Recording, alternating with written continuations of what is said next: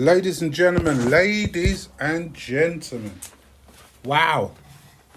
Do you know what? I've never, ever, since I've been doing the industry street, interviewed someone who's so inspirational to not just myself, not just the community, but somebody that's come from a church background and brought the Lord into his life in a big way. And he's grasped it and he's gone on to do some massive things that I know within my lifetime I will never get to those ladders. Ladies and gentlemen, I'd like to welcome and bless the one and only Mr. John Fisher. Yeah. John Fisher. Yeah. Okay, John, do you know what? Thank you so much for allowing me to have your story. Have you said your story before to anybody? I've kind of talked about aspects of my journey to different people over the years, you know. So I've shared it in kind, in pieces, in bits. I don't think anybody's got the full A to Z. But So then Peter Terry and the industry street are privileged more. And when you said you'd do it, it was like, wow, because we were just speaking random. And I said, John, will you give me your story? And it just happened. But let's go on, because I know you're a very, very busy man. Okay, brother. So John Fisher, without any ordeal, I'd just like to say this is all about your life. John Fisher, I do believe, was born and bred in the hearts of South London. I hope I get it right this time. Am I right, John? Born and bred in Brixton. That was South London, so I got that one. I got that one. John Fisher, obviously that is, of course, your birth name, your real name, am I right? That's right. That's right. And you were born in Brixton, Yes. of course. But let me know, what was your life like? What was your schooling like? What was your upbringing like with mum and dad, etc.? Well, our upbringing, because my mum and dad were church people, God-fearing people, I was brought up in that first generation West Indian way, where the family was mum and dad. The family were very strict, coming from Jamaica. Mum and dad arrived here in early 60s, and so they had that whole grounding of coming from a Caribbean background, a Caribbean West Indian tradition, and they were brought it over with them to the UK. And the morals that they had coming from church and being biblical scholars, they used scriptures just like in the early days in society. We lived by the Ten Commandments: thou shalt not kill, thou shalt not steal, thou shalt not blah blah blah. And over the years have been modified somewhat, but they use that, their biblical upbringing, their upbringing through the Caribbean culture, to rear myself and my brother and two sisters, you know. So we were brought up in a very loving home, a very caring home, but a very strict home as well. My dad had his ideas of how children should be, what they should know, and how they should grow. They believed in that whole saying of train up the child in a way that they should grow, so that when they grow old, they will not depart from the path that you've set them. We're talking about the days now. Obviously, our kids are all over the place.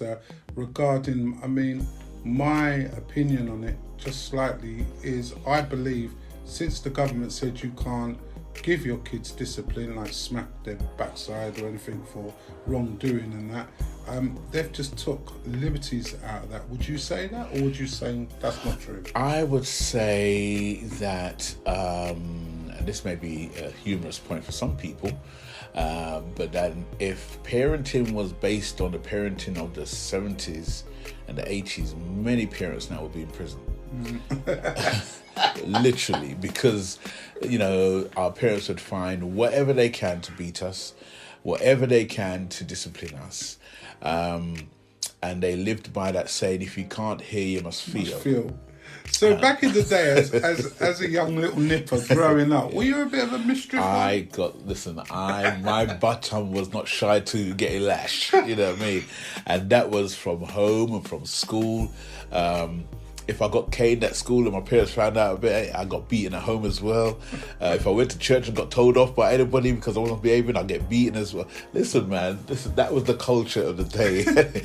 We laugh about it now because it is a bit hilarious. I believe that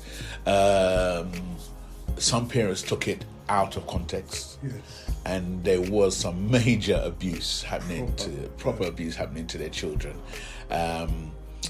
I'll be honest with you, when my parents disciplined us, they disciplined us, and it sounds weird to say that they disciplined us with love. But, be himself. And then they'd sit us down and tell us why we got beaten. Now, there's a difference between getting beaten and going upstairs and crying. Yes. And getting beaten, told why you were beaten, and then go upstairs. You know what I mean? There was an education in it. I know we're laughing about it, but there was an education to it, and that's what parenting is all about. Have you introduced it to your children? Listen, man, my children got beaten. Listen, man. Please, you did it. I'm first generation, man, because that's what I knew. Right. But then I had to see the way society was going, and myself and my wife, we educated ourselves enough to know that, okay, we have to speak to our children and let them understand. And it was only a few years in that we stopped beating them. But we talked to them very, very hard and very severely, and tried to just educate them on why you shouldn't do this, why you shouldn't turn on the fire. Because remember, back in the day, if you turn on the gas by the fire or by the heat, your parents will beat you and say that's going to be hot. It's going to feel like there's beating. You know what I mean? But we'd actually now turn to our children and say, look, this is why, you know what I mean, you will hurt yourself, it's going to be painful, and explained why you don't do certain things, you don't behave in certain ways. There was loads we're part of that whole MTV generation of parents growing up seeing MTV and all the starting of internet and cable TV, and we'd see lots of these shows where you had 16 and pregnant and foolishness and things like that, kids who were getting pregnant at young ages and stuff, kids having kids, and basically we talked to our children and said, this is why you don't have children and get involved in sex and stuff like that at this age, because you don't have the mental capacity to handle the intimacy of a man and a woman or whoever it is, you know what I mean? You don't have the mental capacity, because you got to understand what it's going to do to a girl, what it's going to do to that. Women are more sensitive than guys. Guys will go and fling it around and feel no way, but girls, they are left with the scars, especially if you haven't had no protection and you haven't been wise with it. They're left with the evidence of a child, you know what I mean? And we used to watch, I used to sit them down with me and we'd watch these shows of little children struggling and their parents struggling to bring up their grandchildren and stuff like that. So that plus all other kind of issues we spent time talking to them about, you know. Well, growing up, of course, in the schooling world, did you get any exams? Did you pass any guilds or whatever? I didn't do that brilliantly when it comes to education. I got CSEs. I got a couple of O-levels. I went to college, again, South London College, Knights Hill, before they turned it into a big yellow, because there was this violence there pretty much every day. It was the hangout. But I done telecommunications there. Right. And then I went and done a sitting guilds in radio and TV. Right. Came through with those, that was good. I had an education of life. Being a young child growing up in a Christian home, it is a very closed environment, so you don't get to see life as it was, you know what I mean? So going to South London College, I was able to see young people experience dominoes and gambling and things like that. So when I should have been in class studying very hard, I was sitting there watching life. You know what I mean? I was learning how to play double six and dominoes. Was that a getaway from home? Because obviously you were forced into the church as well in the beginning, or was it a choice that you it was a lifestyle. Like anything else. If you are brought up in a particular lifestyle, that's what you know. And if it is a lifestyle that you are not enjoying, then it's a forced lifestyle. Right. If it's a lifestyle that you enjoy, because my dad was a youth leader and a musician as well. So we traveled the country with him in the back of the van, him doing concerts, playing and stuff like that. So I enjoyed it. Your dad was a pastor as well? He was a pastor, yeah. He was a pastor of the church in Brixton.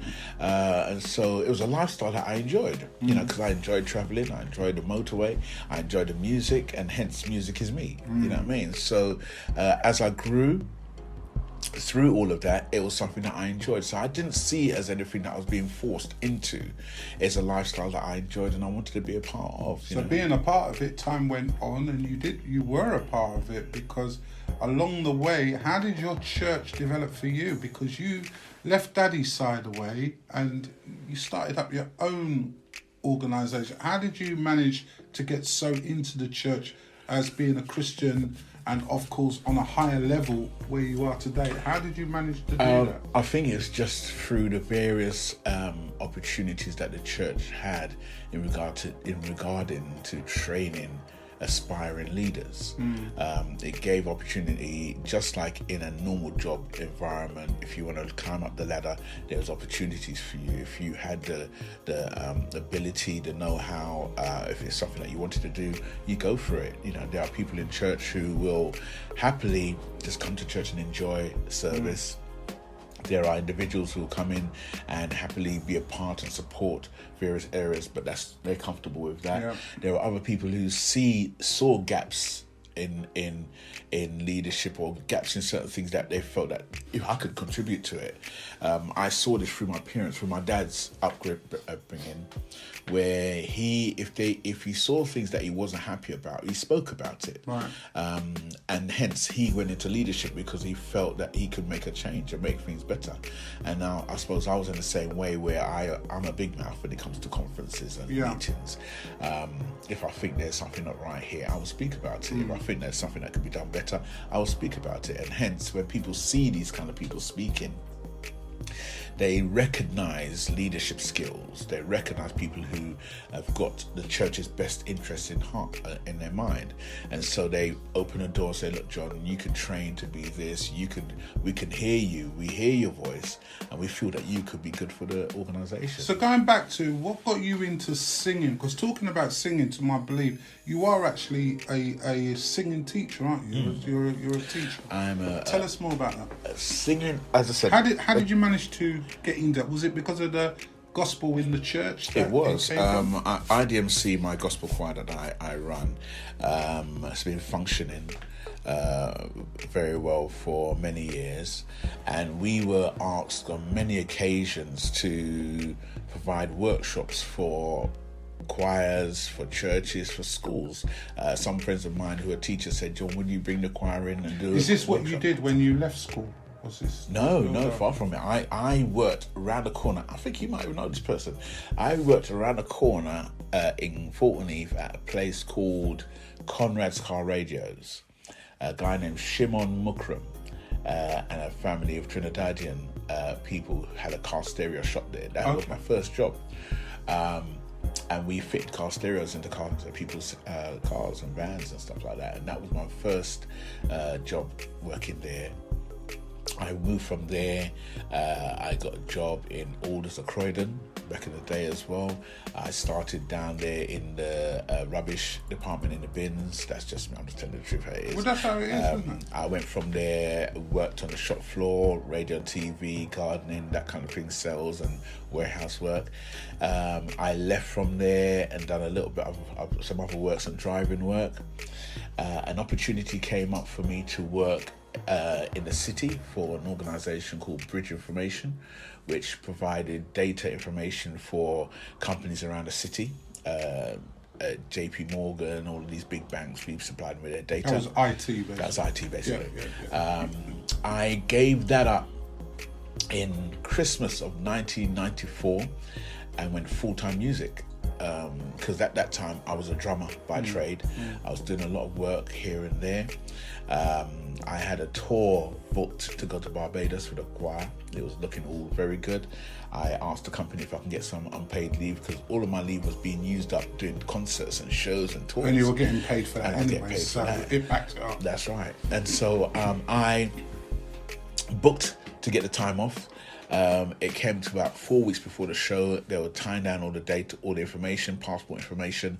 I went back to the HR and said, look, I just want to double make sure that I'm booked for 2 weeks unpaid leave to go away on this trip. I said, John, we can't release you on that date. I said, but I booked it with you. I said, John, we can't release you. So right there and then I made up my mind that I want to give up work and go into full-time music. Now, unfortunately for me, if I be blatantly honest with your listeners and yourselves, while you're in full-time work and your mortgage is being paid by your wages and you're doing the sessions on top, that's bonus money that you're getting in. When you give up the work and you live on the session money, now you're in risk territory, which I was.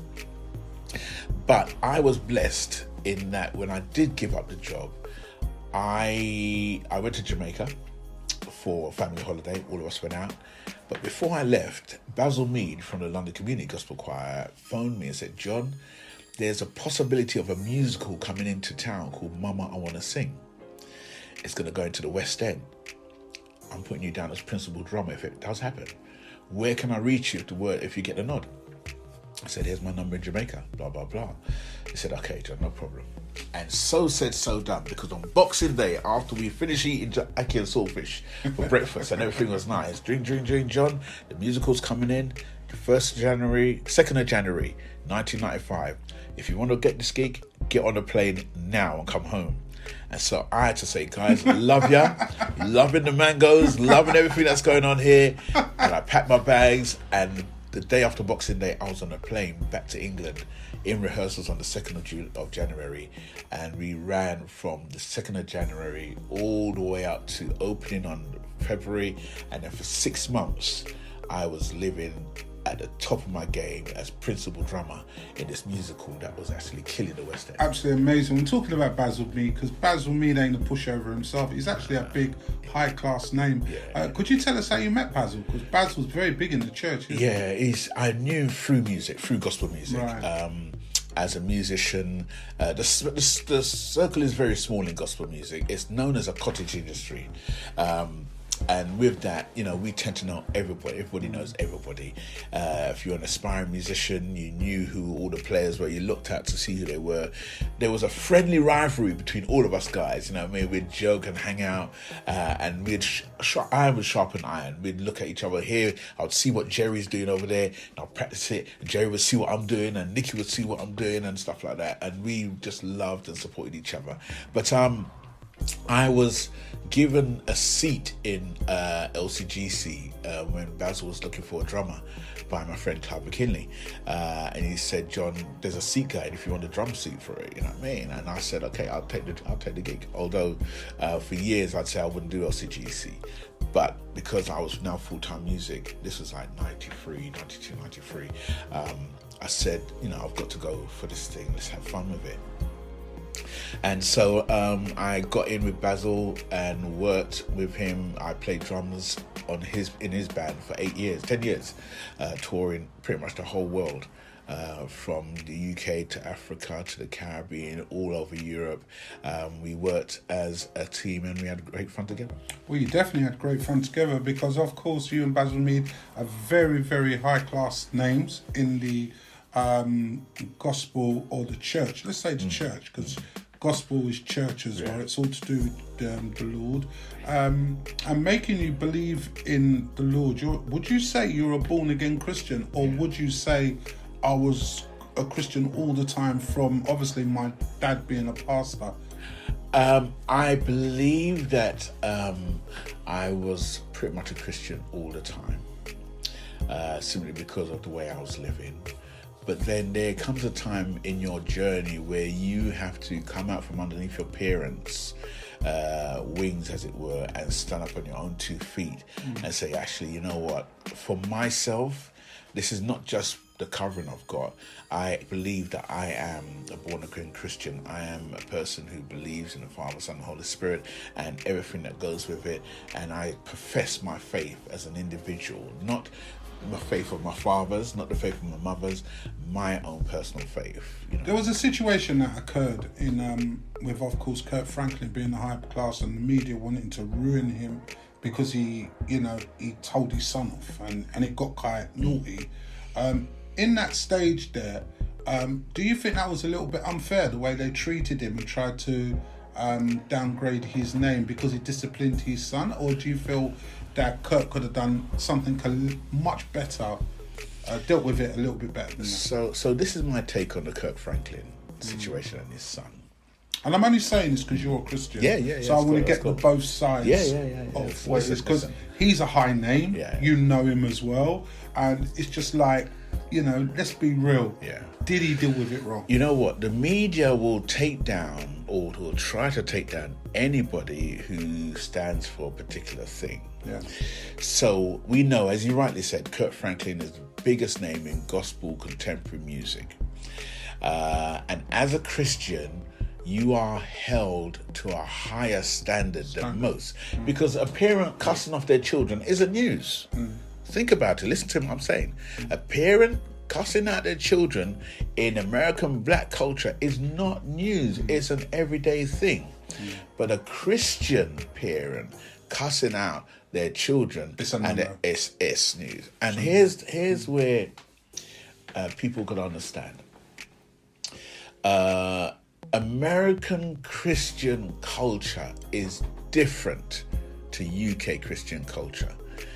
They make no bones about cussing and cursing. They make no bones about smoking. They make no bones about the way that they live their life to a different standard. And people might say, John, how do you know that? Because I've been around them for years. I've toured with them. I've looked after their shows. I've been technicians on practically every tour that came in between the 80s and the 90s. I was the stage management and looking after all of these shows. So I heard them before the audience came into the building. I heard how they carried on. Can I tell you how they carried on? I heard how they cursed. I heard the whole thing. I'll tell you one thing. I was brought up with a deaconess. Right. So I know it.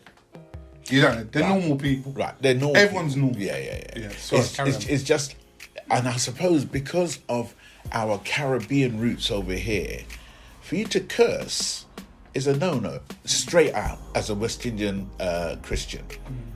You don't curse, you don't use bad language, you don't use the Lord's name in vain, all those kind of things. You just don't do it. American standard is a slightly different thing. They have a faith, they believe in God. You take every American soul R&B singer, they will first, when they go for an award or anything, the first thing out their mouth, this is what I'm saying, the first thing out their mouth, I want to give all thanks and praise to Jesus Christ. Yes. They all do it. Rappers be cussing hard. Yeah, they do. You know what I mean? The first thing out of them, I give.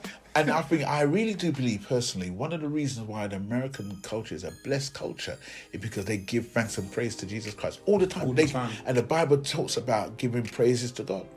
We're talking about giving praise to God. You had a situation the other day which a born-again Christian, he was still in a bad way, and that was, of course, the late DMX. Yeah. DMX believed in the Lord. Yeah. He started before he was on his way out with suffering from addiction. To my belief, he believed in the Lord in a very big way, and he started preaching it with his records, didn't he? Yeah, he did. He was a strong believer. But would you have said that was a scapegoat because he was in the situation? Because I noticed, no disrespect, that Christians or godly people, you're not a godly person, but when the time you're in problem, the Lord will be there for me. The Lord will help me with this journey. I don't care because the Lord's there. Would you say that that's a using statement, or would you say that's just the way people are? I think, personally speaking, to answer that, you have people who believe, who are believers. Let me put it like that. Maybe not godly in everything that they do, but they're believers. And so part of their belief structure is to read the Bible. Part of their belief structure is to pray. A part of their belief structure is to have a faith. And so they will live their life, because as I said, DMX and a lot of these guys, they're just general people. You know what I mean? And they live in a culture where they feel no way about doing certain things. But when you get them in a quiet place now, they will tell you ages. They're from Genesis to Revelation in the Bible. They can tell you scripture. They probably can quote better scriptures than me. Yes. You know what I mean? Because they spent time studying. You know what I mean?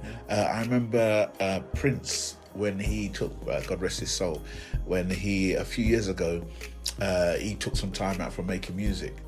And the interviewer said to him, what do you mean you're taking time out from making music? What are you going to do? He said, I'm going to read the Bible. You know what I mean? And I heard that in the radio. And I went, do you realise the amount of people, amount of Prince followers who will hear that? I said, you know what, if Prince is going to read the Bible, I'm going to read the Bible.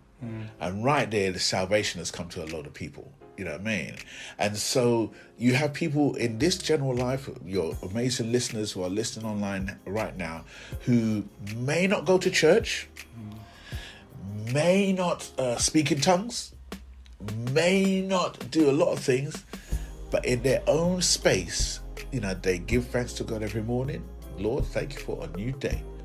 They will take time and read a psalm and read the scripture from time to time. They won't be fervent. They may not go Bible studies, blah, blah, blah. But they will read a scripture and get a little understanding, you know what I mean? Because pretty much our whole lives are based around what the scripture said. So many quotations are used that have got biblical backgrounds to it. You got to understand that 90% of the big corporations in our world have a faith structure to it. Yes. You know, many of these big organizations tithe.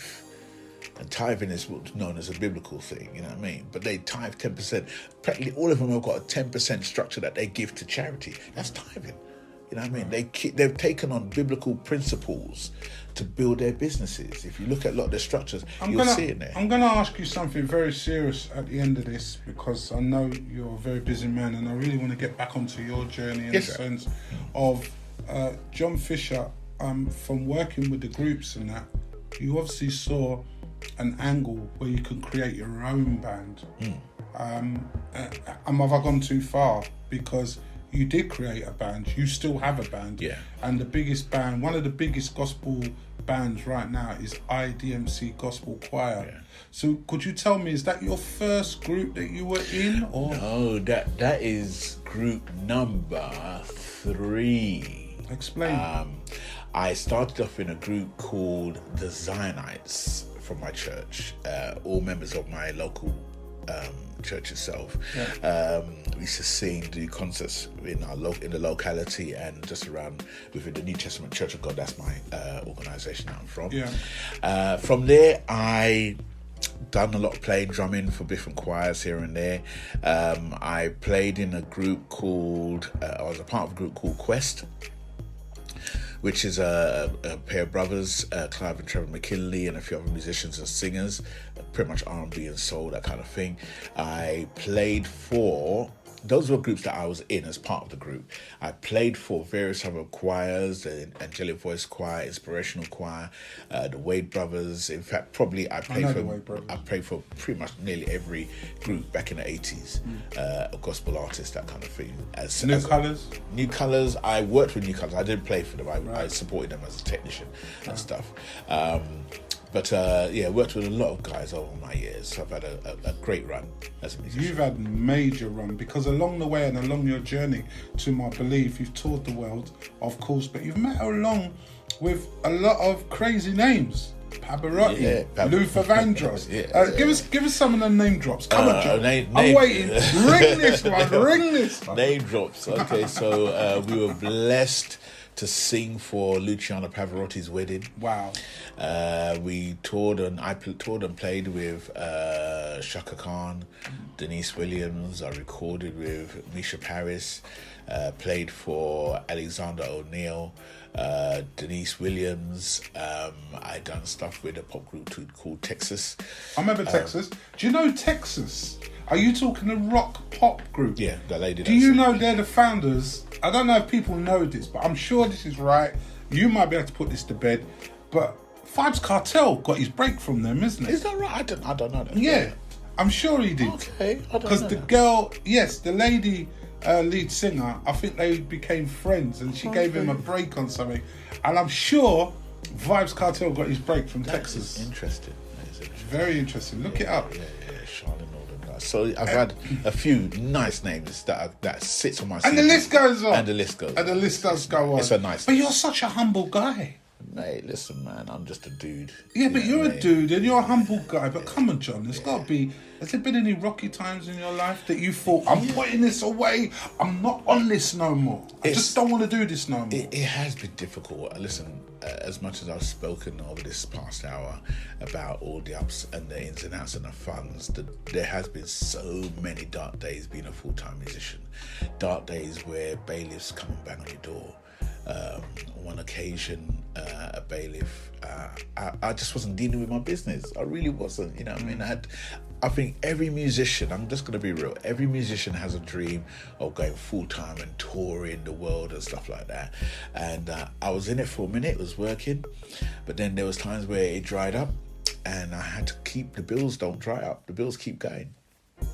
I had a wife and 2 young children, and I wasn't handling my bills as well as I should have been. Yeah. And I realised later, if you just talk to bailiffs, as much as they may seem real hard when they come to the door, if you chat to them on a decent level, don't step to them like you want to fight them.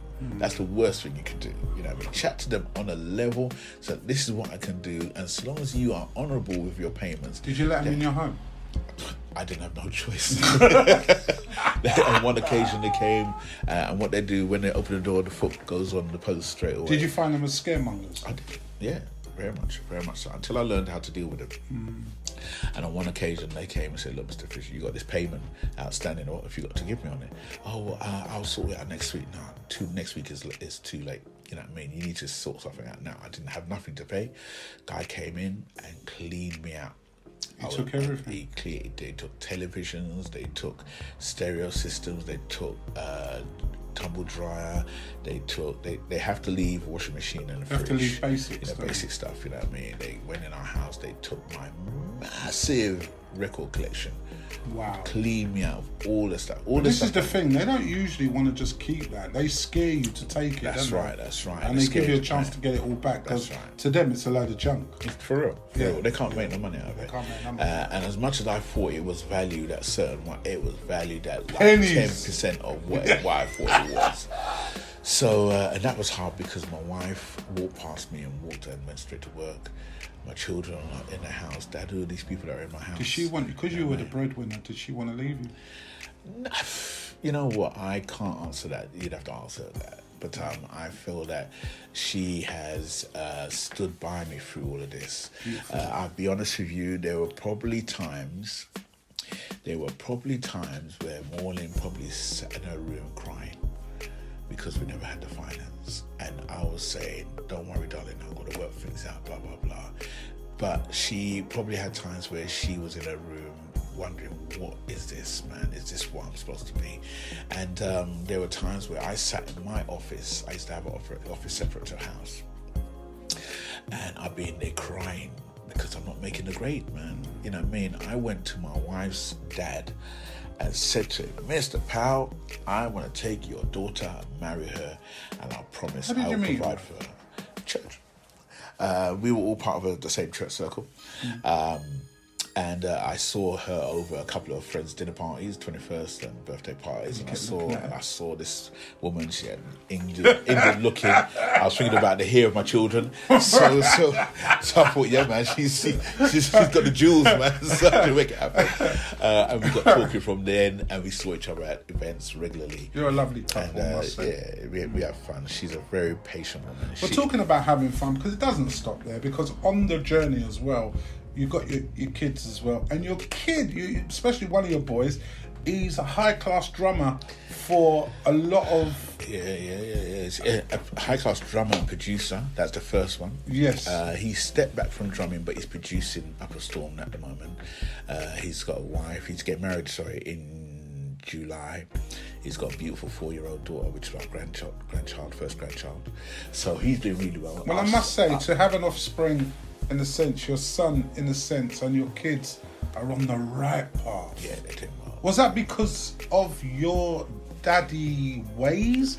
Or do you think if you would have slacked a little bit, they could have slacked a little bit? Or do you think that you being strict, as your dad was strict and your mum was strict to you, that it actually made sense? Because you now can see the outcome. It's made sense to them. We had a celebration the other day. At my church, they done an appreciation service for me and my 40 years in service. So I've done this in the right time. It's perfect time. But they asked Andre and Dana to do a tribute, and their tribute was absolutely outstanding. Amazing. Because they talked about their growth and their journey, and the things that was instilled into them as boys, and they haven't moved away from it. The kind of story that they said was that they were told when they were kids that they could be the best that they could be. They will be the best that they could be. They could do anything that they want. They've got to believe, and they just got to work hard. And they watch me and watch my journey and see me working hard, and they've put that same kind of work in. Our youngest son, Dana, who is a bass player, people would have seen him if they go on iPlayer and watch the Gary Barlow production that he put on TV the other day, on with the band. They will see Dana now playing for Gary Barlow. Mad. With Jamie Cullum. But a lot of that has got to be because of Daddy's links. They do talk about it. They talk about it a lot, about the doors that I've been able to open. Yeah. You know, and I've just said to them, just one of the things I've said to my boys is, be the person that you'd want to be, that you'd want to work with. Yeah. You know what I mean? When you're on tour, a lot of tour managers will take a person with less ability but great personality. Yes. Because if your listeners understand, when you're touring on a tour bus, which is a very tight space, the last people you want on a tour bus are people with egos. And who give you and who will argue everything. If you're just cool, smile, chat, laugh, get in a conversation, and be a team player, they'll take you with you all the time. You know, taking you with me, and of course, you know, the birth of Idmc Gospel Choirs. You've got quite a few members in that, because your members is not just 6, they're not just 10. You've got loads. Why have you got so many? Is it because you want to take over the world and you want to put them in different places? Because I would have put that past you, Mr. John Fisher. You know. I've loved for years the gospel choir sound.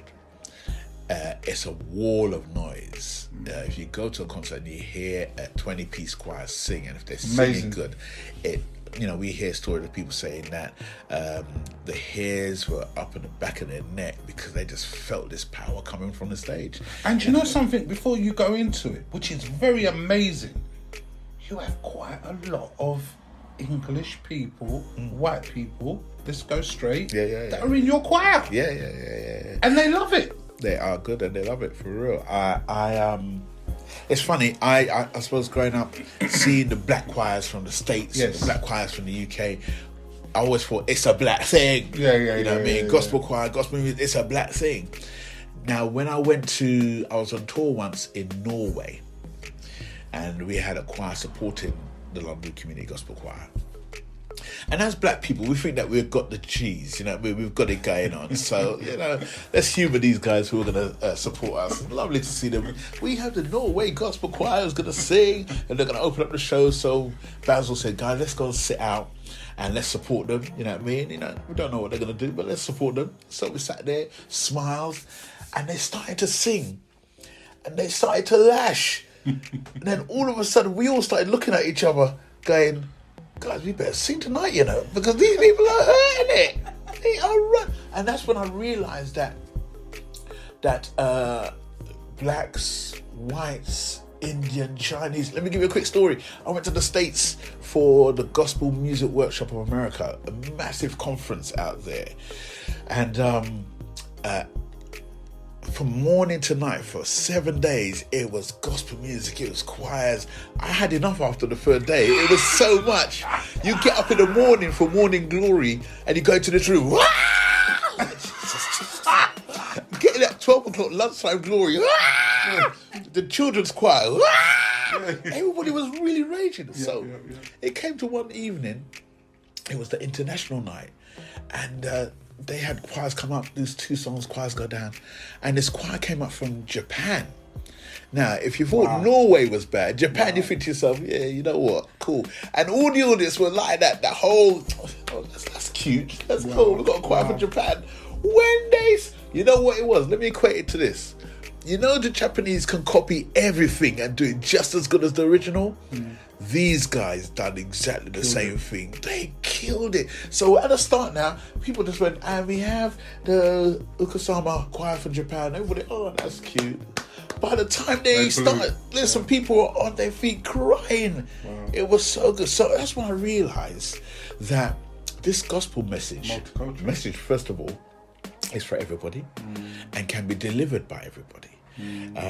God talks about, using a stone if people don't want to preach his gospel. He will rise up a stone and let the words come through it. So what I realized, when people started to audition for the choir and contact me and say, John, we'd love to join the choir, blah blah blah, they come to the rehearsal and I'll see it's a white person, I'll be like, oh, all right, okay, let's see what happens. And when they started to deliver, I went, all right. And what it said to me is that I can bring a whole nother colour, literally, to the look and the sound of IDMC. People will see us and they'll see a white tenor, white male voice tenor. They'll see 2 white girls in the soprano. They'll see another white person in the alto. They'll see a person from Greece in the alto. Multicultural. And talking about multicultural, because you've done a couple of shows, we've done shows together, and when you were doing down at the club, it was crazy, and everybody wanted more. But I'll ask you at the end of the interview when we're going back to that stage again. But what I would like to also ask you is, with the gospel, with going on, you had a rocky time as well, massive rocky time, is where through the COVID situation, I do believe you lost a few people, and one major person you lost who was your inspiration to the max was sadly your father. It was. Tell us more about that. It was a hard one because Mum died November 2019.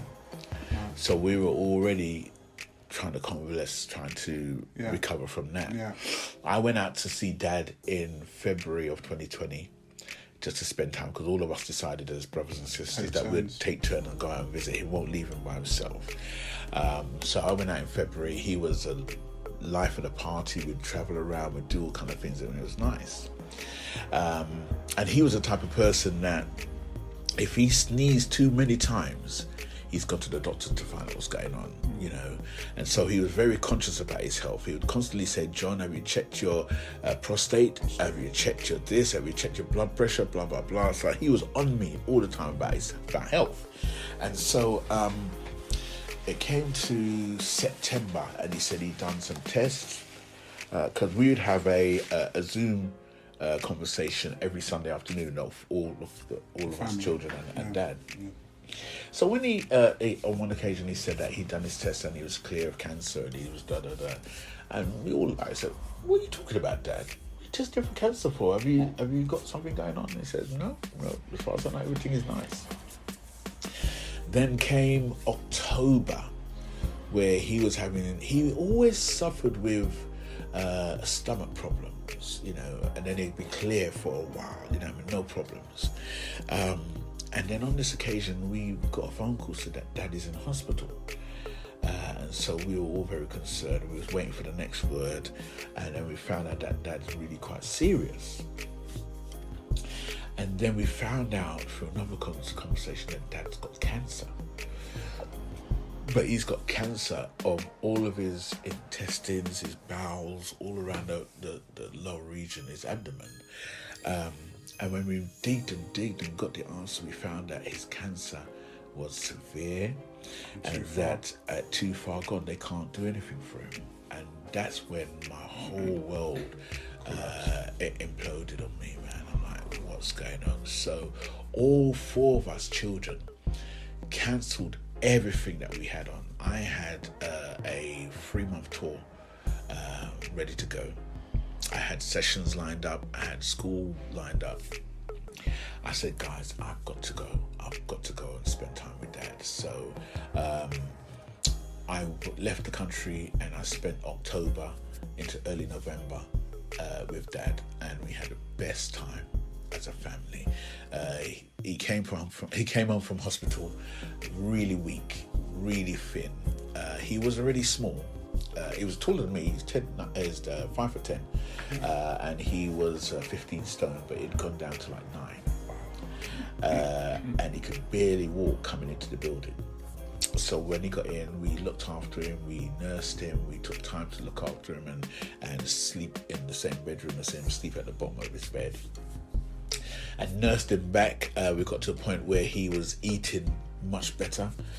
He came out one day and said, man, I feel like some dumplings, man. Shall we come make some dumplings? So he was eating really well. But they had given him 2 months to live. And so that was always in the back of my mind. Did he know he was dying? Yes, he did.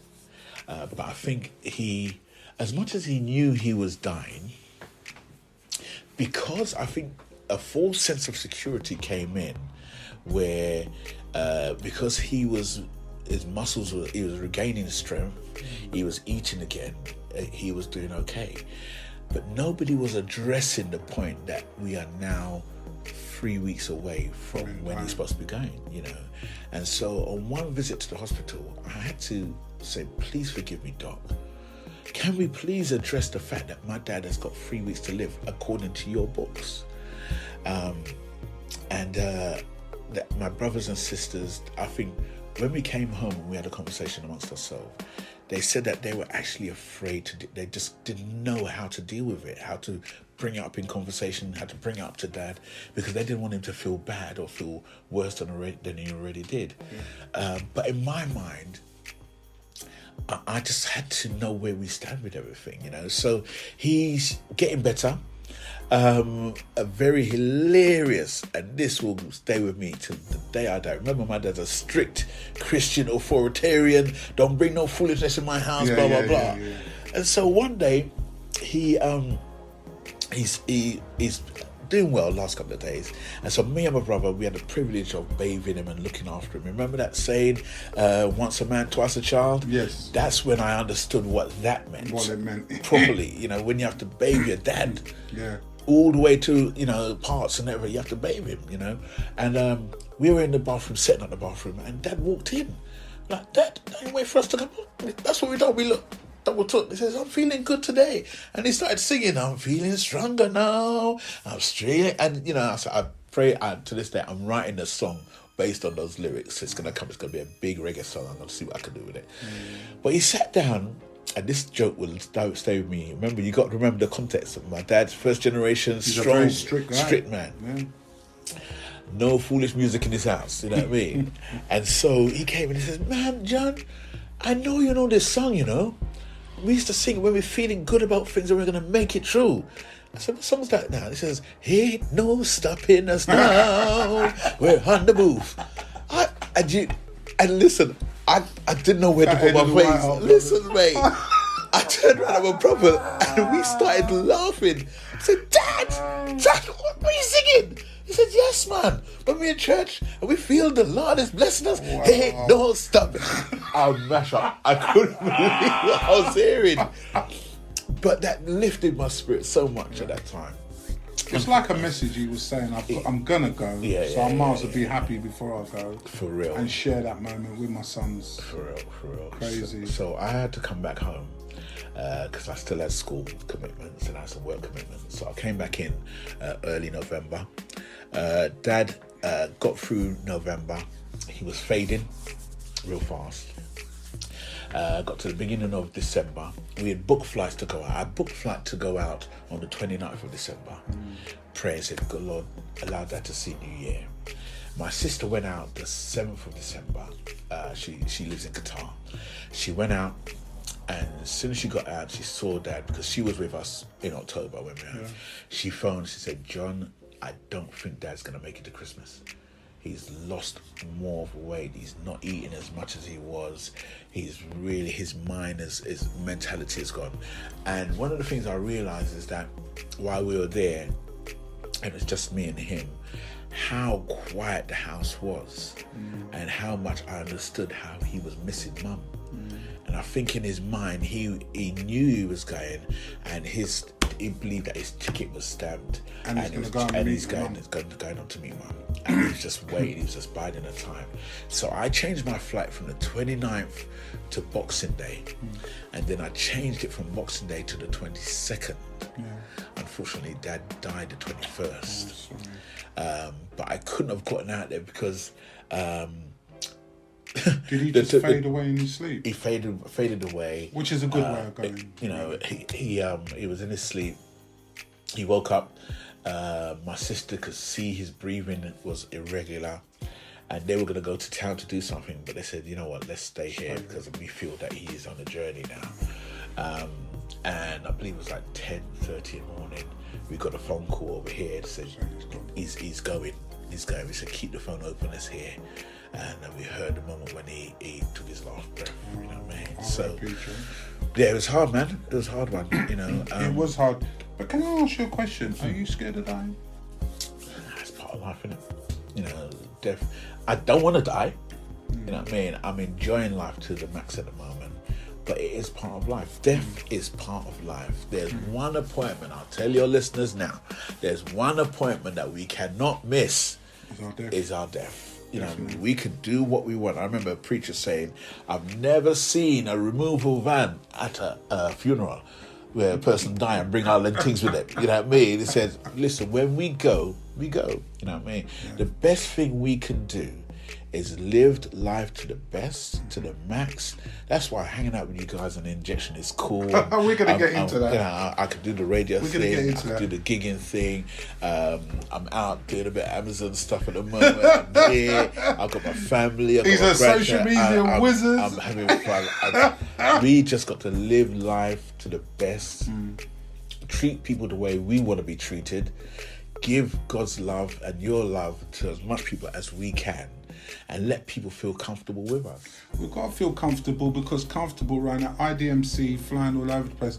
But what I would like to know, why hasn't IDMC gone on to Britain's Got Talent and all them sort of shows? We did. The rest, did you go on there? We've done Britain's Got Talent, but we've done it as part of a collective of singers. With other singers.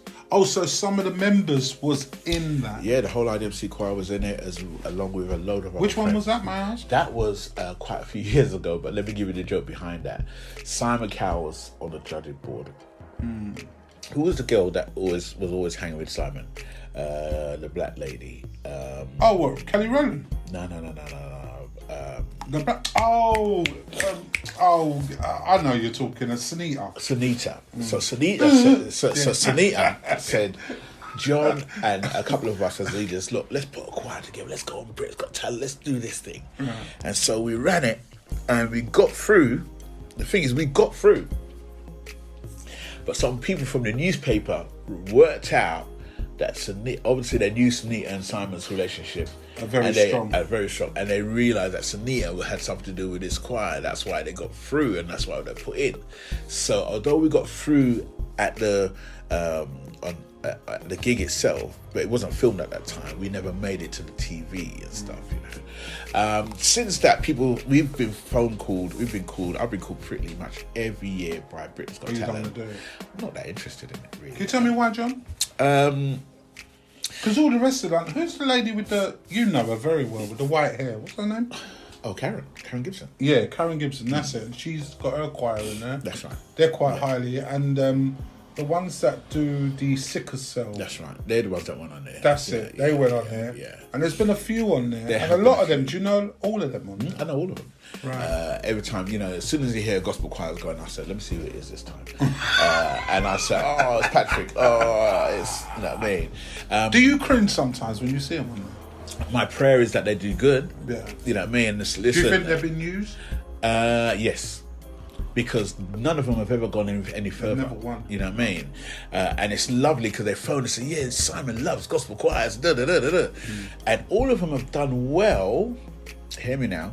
They've done well from the point of view of going on, getting exposure. The Sickle Cell Choir, which is run by a great friend of mine, Colin Anderson. He spoke to me once. He said, John, I went on there just for the promotion of Sickle Cell, and it helped them a lot. And it's great for profile. But saying that, as much as it puts their profile through the roof, that profile lasts for a minute. Yeah. And it comes all the way back down again. You're lucky if you get on get promo for a year. Right. You know what I mean? And so with me, with Idmc, you got these guys, we're doing that. If you think of a graph, a triangle graph, it's slowly growing up the ladder. You see the guys who are going up the ladder quickly and coming passing us on the way back down, and we're still growing. Another one comes in, hi, and I know all the choirs that's been on there, and none of them has got a bigger profile than me and Idmc. You know what I mean? They have it for a minute, they get a load of Instagram, they get a load of Twitter and Facebook likes and friends and stuff like that, but ask them for, where's the album? Where's the recording? I'm 10 albums in. Well, that's where I was going to go next, because you're not obviously just a director, you're not also award winner, because we're going to go into your awards very shortly, but you're also a producer of music. Yes, sir. And you've got a number of big gospel tunes out there as well. Can you just put to light of how many singles have you got, and let everybody know what singles, the biggest singles are yours? We have released 10 singles. We've released 9 albums. I've produced 4 albums for other people as well.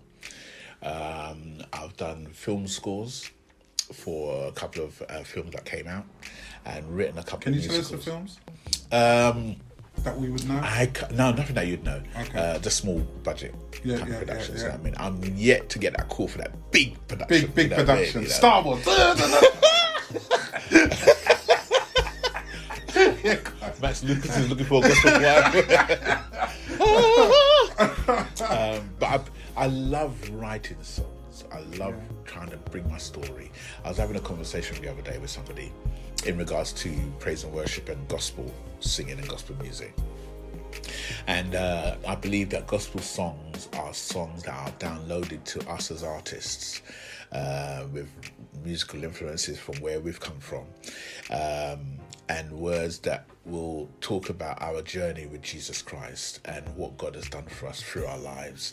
And they come from heaven down, and then they go out towards the audience, and they will be there to inspire, to bless, to thrill, to uplift whoever's listening to our music, you know. So that's what makes us as a choir and me as a songwriter a lot more conducive to people in venues like the Hideaway or Pizza Express. Yes, I was going to get into that, because you've done a number of venues.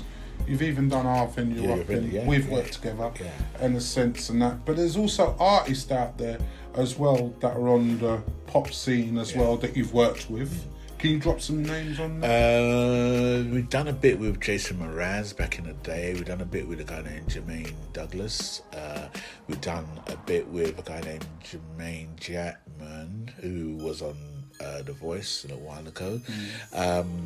We done a little bit with a few other people whose names are slipping me right now, and I do apologise. But you know, we've done a few with a few artists that we've been proud to work with over the years. You know. Well, talking about proud to work with, I was knocking on your door for a number of times and asking you to come to radio, and John was like, "Oh no, Pete, it's not for me. It's not for me, Pete." I said, "John, just come. I'm involved in this new project, and I want you on board, and I want the best on the station." John was like, "I can't." You kept putting me on. It got to the stage, because people know me. I'm very persistent, and I rang John, and John was ignoring my phone calls. John, I know John, you know. John was looking at you. Sorry if you really. And then one day came, I rang John and said, John said, "I'm coming. I am now ready to go." and you never realised how big it was going to be, did you? No, I suppose in a way I've been doing the whole. I've covered on other stations for people, DJs like Dave P. He used to be a part of Choice FM back in the day. We had our own show on Choice FM for a minute. And it's been fun. I've loved the form and the format and how DJs work. Obviously, we listen to them all the time while we're driving and stuff like that. And so when we got the chance to cover a few people, it was good fun to do it. And I've enjoyed being a part of Injection Radio. First of all, I always, in every one of my shows, give thanks to the team for opening the door, yourself and Dino and all the guys for allowing me to do what I do. Because you have to have a certain amount of trust to believe that they can do the job. Yeah. And I suppose on the other side of it, although I have a good viewership from the gospel community, there's a lot of people from the secular community who listen to what I do as well, and listen to the show. And I think what I wanted to do... This man, ladies and gentlemen, right? He jams, yeah? He jams our chat room. No one can get in after a certain time. This man jams the chat room. Now, if that's not an achievement, what is? It's good. It's a great show. It's a great station, and I am trying to my best to. I've had lots of my listeners, friends who I know, who stay on and listen to the rest of the day, and they love it. They love the mature soul and reggae that you guys play. Because don't be fooled by anybody. That all of us as 50-somethings listen to Fatback Band and Outstanding and Luther Vandross, and we know we've got all of them in our collection. If they are truth-telling Christians, they've got all of that music, because it's lovely music, it's good music. And that, as a musician, we often got questioned about playing in a secular environment, stuff like that. But I love music. I love good music. I'm a soul man. If you ask me about my musical influences, the first name that comes out of the pot for me is Frankie Beverly and Mays. He is my influence, Luther Vandross with the great bass player Marcus Miller, I'll tell you about Herbie Hancock. I'll tell you about George Duke. I'll tell you about Charlie Parker. I'll tell you about, I can list the names, because I know all of them, because I used to listen to people like Robbie Vincent on a Saturday afternoon, all of those guys, and so we had fun listening to great music. But does John get upset? You must have a time where you get upset, John, where you lose it, like, don't come in here, just stay. Oh, sorry, bless you. I have moments where I do lose my cool. But that will just be for a split minute, and then I will just realise, you know what, John? You just give the look, innit, John? I shake my head. Just a look. And then I call you a chief. And that allows me to bring the humour back into my life, you know what I mean? But, there are moments where I do lose the plot a little bit. I don't suffer fools gladly. Yeah. I know, you're not easy to take in someone. No, I can't, you know what I mean? I don't have the patience, I don't have the fortitude.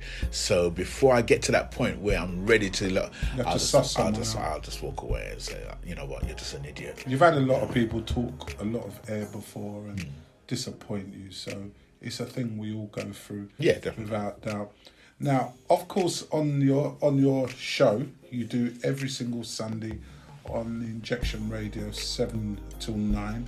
And then Mazzy is trying to follow in your footsteps because you have to go to church. Does she do a good job, John? Mazzy is a rage, you know what I mean? Listen, Mazzy is my yin. If I'm the yang, she's my yin, you know what I mean? She's the calming element, because if you listen to my show, I will run jokes and I will bring the word, I'll bring a scripture, I'll bring a thought, but at the gospel recorder as well. Yes, I was going to say that. The new single with the recorder is coming soon. So she's doing a really good job, and I actually encourage her. We spoke the other day, because I noticed when she first started, she was bringing a very calm atmosphere, great music. She brought a testimony, which is amazing testimony of her journey with her children and stuff. And the next week she done again, just kept a nice calm word in there. Week 3, I noticed that she was playing a lot more music and wasn't sharing who she was or what was on her heart. And I said, Mazzy, is there a reason why you've changed your vibe? Format. And she said, well, John, I don't want to get anybody in trouble.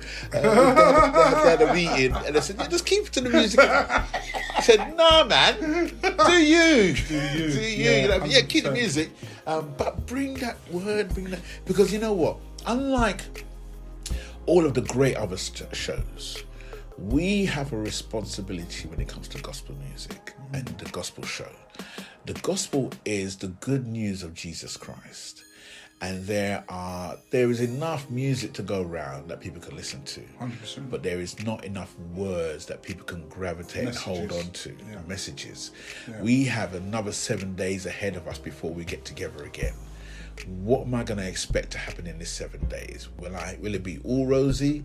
Will someone else die from COVID that I know? Will I lose my job? Will something happen that I can't?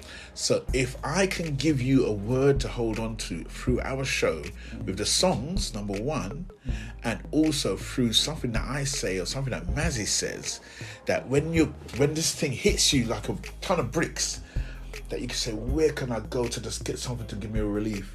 Hold on a second, didn't Mazzy talk about something like this week? Yes. Didn't John speak something about that this week? You know what I mean?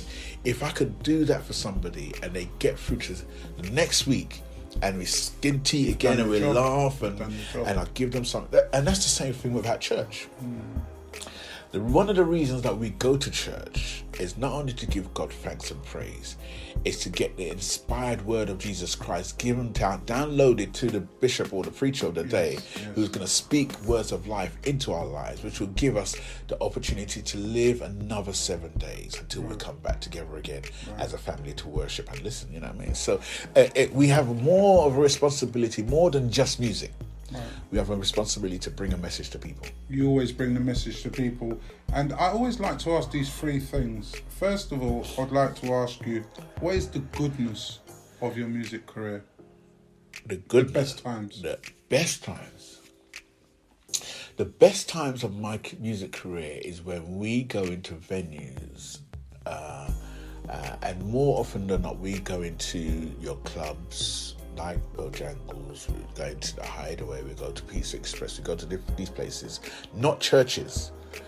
That's what I'm loving at this present time, because people who are coming there, we'll have 50% gospel people who've heard of us, who want to come, and then we have 50% of people who are not church. And the best part for me is me seeing all of these people dancing and enjoying the music. And then when we finish at the end of the night, I say to the choir members, don't stay in the change room. Go out to the front, shake some hands, greet people, and the testimonies and the stories we get back. On one occasion, we had one person say to us, one of the choir members, they were that close to suicide. And they came out to our concert thinking, this will be my last gig that I'll go to, you know what I mean? And through the songs and through the messages, they said, you know what, I can fight this battle that I'm in, man. I don't need to go down the suicidal route. You know what I mean? So when you get those kind of stories, that's the highs of my musical career. What's the bads? The bads is when the promoters don't pay us, man. Does that happen a lot? It stopped happening now. It used to happen a lot. Is it because you've got such a lovely face that people just take you for granted? There is partly that, because they said, okay, John, I'll check you on Wednesday and I'll sort out the flex. And then they say, I'll check you on Friday, and then Friday doesn't come. And all you do is you just don't go back. Yeah, just don't go back, man. But then the sad thing about it is that I now have a commitment to musicians and van hire companies and stuff like that. So where I had a little change to go and buy my patty and a ginger beer, I have to take that. I have to take that money now and pay the musicians and pay everybody else. So it leaves me in a minus point for a minute. But then I say, you know what? It is what it is. It is what it is. You do a lot of stuff down there at the front room in Croydon. You've got a few shows coming up there as well, haven't you? Yeah. And you also, there was a massive thing to do with, concepts to do with, is it Antigua? Which is the country that had the big... Grenada. Grenada. That's it. So Grenada, and we done some stuff for St. Vincent. Yeah. And the Grenadines as well, the volcano situation out there as well. Yeah, so that's the high life of living in the sun and living without the sun around you, don't you agree? Yeah, that's part of it as well. You know, we can live in a place over here where we don't have those worries. Over in those beautiful islands, they are prone to the hurricanes, they're prone to the volcanoes and stuff like that, which is unfortunate, but you know, God bless them. We keep on supporting. Now I'm going to put you on the spot. Name me 5 of your biggest gospel choirs. UK or American? Don't matter. Okay, so number 1 is going to be Walter Hawkins and the Love Centre Choir. Number 2 is going to be Donald Lawrence. Sorry, number 1 is John Fisher and IDMC. Number 2 is Walter Hawkins and the Love Centre Choir. Yeah. Number 3 is going to be Donald Lawrence and the... Come on, John, you can't struggle on that. And number 3, you know. Number 3 is going to be Donald Lawrence as the choir director. Said that already. I know, and I'm trying to get his choir name. Tri-City Singers. Okay, Tri-City Singers. Cool, you got 2 balls. Number 4 is going to be Walter Hawkins' brother, Edwin Hawkins. Edwin Hawkins, okay. And seminar workshop choirs that he done a series of albums with them.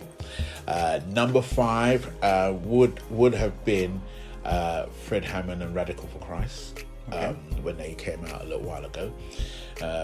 Number 6 would have been Kurt Franklin and the Family. Look, he's gone far, you've done it. And also, can you name, I don't know if you know this, but 5 gospel DJs? 5 gospel DJs, I will call. Number 1 would have been Yinka, who used to be on Premiere. Number 2 would have been Ibe. I knew you were going to say Ibs. Yeah, Ibe's my man. Number 3 is going to be Howard McCullough. Yeah. He's on Extra FM. Number 4 is going to be Muyiwa. I'd love to pronounce his surname, but it's like 20 names long. Is he the guy that you brought to the... No, he's the manager of Premier Gospel. Okay, got you. See, that's Muyiwa there. Number 6 is going to be a guy named Theo Manderson. I see. He's gone up to 6. I said 5. I'll just Anyway, so John, I know you've got a big show coming up as well. Yes, Tell sir. us more about your big show that's coming up. Well, depending on what Boris does, we booked a show based on the June the 21st Freedom Day for this country, where we're supposed to be out of lockdown. Yeah. Although we are pretty much out of lockdown, it's just the last little bits of restriction that we're out. So we booked a concert for the 3rd of July at the Stanley Arts in South Norwood. And in my heart and my mind, my vision for the concert was to have a good night out of gospel music with some great guests, great music, great artistry, and giving everybody a chance to come and just put something nice on. Yeah. Come out for an evening out. Yeah. Good entertainment, good laughter, and then just give thanks for another night. You know, one of the things that I wanted to make sure to because gospel concerts don't happen as much anymore. No. They've for whatever reason. There's a lot of stuff in my head about why there isn't gospel concerts, but a lot of gospel concerts have gone right down, and it's just church services. I was brought into gospel when, obviously, before I put you down at the club, was when I used to go to a night called Singers Paradise. Once a month with Tony Biola. Do you remember that? Tony, I was on the phone to him this week. Tony, I was one of his DJs down there, and that's what really opened my mind to black gospel. Right. Because I've been brought up in the white element of church. Right. Where I had the deaconess of Westminster Central Hall as my foster mother. Okay. Yeah, that's what I'm saying. So I see when the tables change. Everybody's a human being. But anyway, you don't know about me. But anyway, let's go now. What does John want to do before he hangs his gloves up? Because you've done basically everything. Yeah, I think my head is towards TV. It's coming, son. It's coming. I've been able to start writing books for children, which is lovely. I want to develop those books into cartoons as well. But I think one of the things that I want to do before I hang up my gloves is to be able to open doors for others. Yes. I want to be able to mentor the next generation of musicians. I need mentoring, John. Brother, you're mentoring me, brother. But be able to help out the great set. I'm one of the biggest fans of UK gospel music. Yes. And I will open the door for anyone of the young generation coming through, whether they want to join the choir and be mentored through on their singing career and then they leave to do other things, whether they jump in on my band, whether they're musicians, whether it's just through opening a concert door for them, that kind of thing. So I think that's where my heart is at the moment, to be able to give an open door to the new generation of singers and artists that are coming up, and see if I can support them as well. Well, I want to ask you one question, because I did say I was going to ask you at the end, and it's this. Who taught you about the Bible, and how much do you believe that the Bible is real? Who taught me about the Bible? I suppose through church. I've read it and studied it.